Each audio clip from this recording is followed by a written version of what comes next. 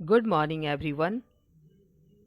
चलिए आज हम राम लक्ष्मण परशुराम संवाद के छठे चौपाई छठे पद का अध्ययन करें।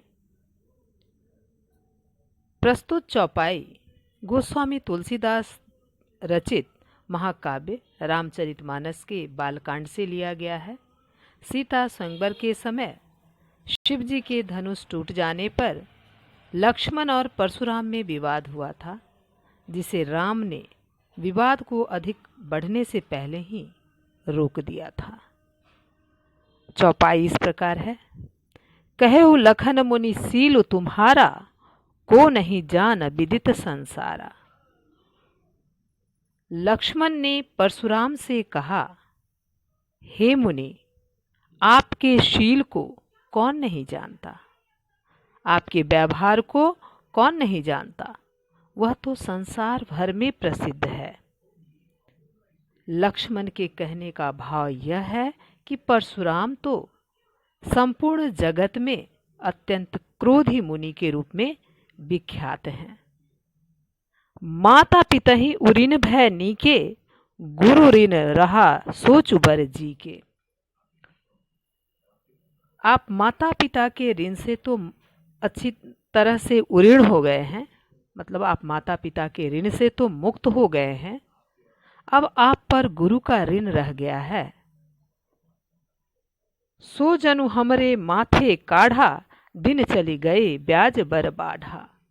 जिसका आपके मन पर बड़ा बोझ है, आपको उसकी चिंता सता रही है। सो जनु हमरे माथे काढ़ा, मतलब आप गुरु ऋण को हमारे माथे मरना चाहते हैं। दिन चली गए ब्याज बर बाढ़ा, और जितना दिन बीतता चला जाएगा उसका ब्याज भी बढ़ता जाएगा। बहुत दिन बीत गए इसलिए ब्याज भी बहुत बढ़ गया होगा। अब आनिए बैभरिया बोली। लक्ष्मण कह रहे हैं परशुराम जी से कि चलिए अब बैभरिया मतलब हिसाब किताब करने वाले को अब आनिए, अब बुलाइए। तुरंत देव में थैली खोली। अब किसी हिसाब किताब करने वाले को बुला लाइए तो मैं तुरंत थैली खोलकर दे दूं। यानी लक्ष्मण के कहने का भाव यह था कि आज तक उन्हें शक्तिशाली रणवीर मिले ही नहीं थे और इसलिए वे स्वयं को बहादुर मान रहे थे। सुनि कटु बचन कुठार सुधारा, हाय हाय सब सभा पुकारा। लक्ष्मण के कटु वचन सुनकर परशुराम ने कुठार फरसे को संभाल लिया। सारी सभा हाय हाय करके पुकार उठी। भृगुबर परसु दिखावहु मोही, विप्र विचारी बचो नृपद्रोही। हे नृपद्रोही, हे राजा लक्ष्मण ने कहा कि हे भृगुश्रेष्ठ, आप मुझे फरसा दिखा रहे हैं। हे भृगुश्रेष्ठ, हे भृगुवंशियों में श्रेष्ठ, आप मुझे फरसा दिखा रहे हैं। परंतु हे नृपद्रोही, नृपद्रोही मतलब राजाओं के शत्रु, क्षत्रियों के शत्रु, परंतु हे राजाओं क्षत्रियों के शत्रु, मैं आपको ब्राह्मण समझकर ही छोड़ रहा हूँ। भृगुबर परसु दिखावहि मोहि, विप्र विचारी बचो नृपद्रोही। हे राजाओं के शत्रु, मैं आपको विप्र मतलब ब्राह्मण जान करके छोड़ रहा हूँ। मिले न कबहु सुभट रन गाढ़े, द्विज देवता धरहि के बाढ़े। लक्ष्मण ने कहा, हे भृगुश्रेष्ठ, आप मुझे फरसा दिखा रहे हैं और मैं आपको ब्राह्मण समझ के छोड़ रहा हूँ। मतलब लक्ष्मण कहना चाहते हैं कि सूर्यवंशी ब्राह्मणों पर कभी अस्त्र नहीं उठाते।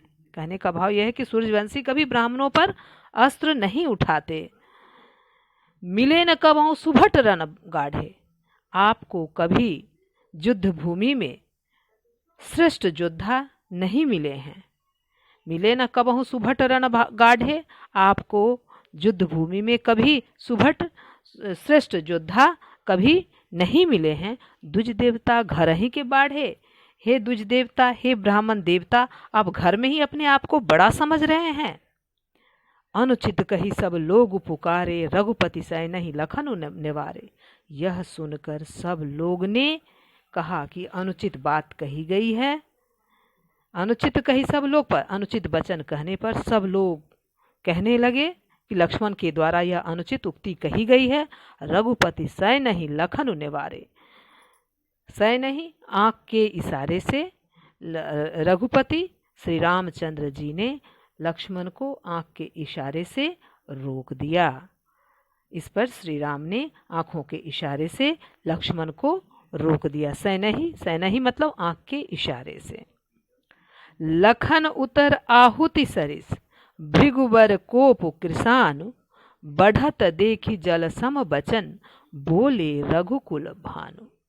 लखन उतर आहुति सरिस, सरिस के वाचक शब्द के कारण यहाँ उपमा अलंकार। भृगुबर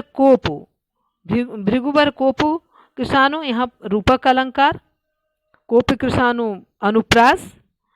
यहाँ पर कह रहे हैं ये कहा जा रहा है लखन उत्तर आहुति सरिस, लक्ष्मण का उत्तर ज्वाला के समान है, अग्नि की ज्वाला के समान है। भृगुबर कोप कृषानु, और जिससे भृगुवंशी परशुराम का कोप मतलब क्रोध, कृषानु क्रोध रूपी अग्नि को उस लक्ष्मण का उत्तर, लक्ष्मण का जो व्यंग्योक्ति है वह आहुति के समान और भी उस क्रोध रूपी अग्नि को बढ़ा रहा है। बढ़त देखी जलसम बचन, बोले रघुकुल भानु।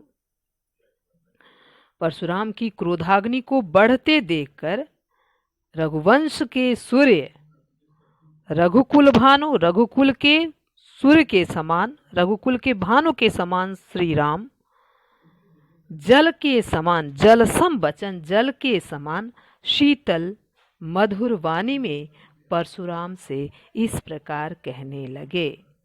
लक्ष्मण के व्यंग्यवाणों ने परशुराम की क्रोधाग्नि को बढ़ाने में आहुति का कार्य किया। परशुराम की क्रोधाग्नि को बढ़ते देखकर रघुवंश के सूर्य श्री राम जल के समान शीतल मधुर वाणी में परशुराम से इस प्रकार कहने लगे। अर्थात राम शांत, नम्र, विनयी, कोमल, मर्यादित और समझदार व्यक्तित्व के स्वामी थे। वे अपने कोमल शब्दों से बिगड़ी हुई स्थिति को नियंत्रित कर रहे थे। बच्चों, शब्दार्थ नोट करें। उरिन, उरिन मतलब मुक्त होना, उऋण होना। व्यवहारिया, हिसाब किताब करने वाला। सुधारा, अच्छी तरह से धारण करना। मोही, मोही मतलब मुझको। विप्र, विप्र मतलब ब्राह्मण। विचारी, विचारी समझकर।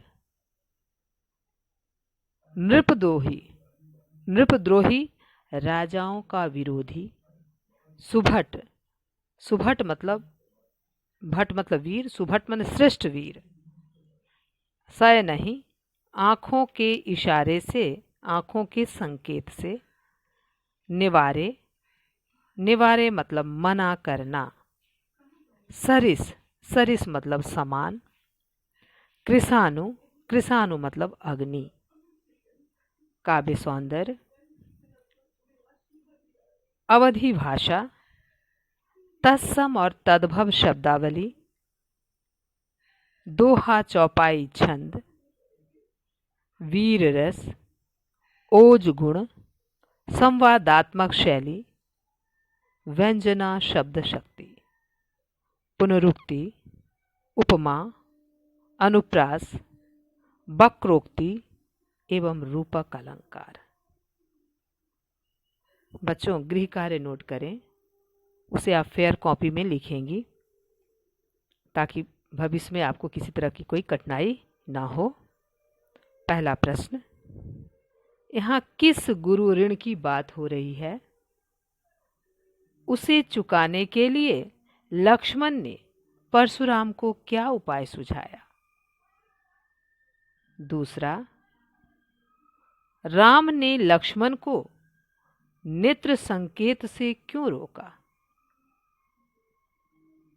लास्ट क्वेश्चन, राम और लक्ष्मण के स्वभाव के 3 अंतर बताइए। आज के लिए इतना ही। धन्यवाद।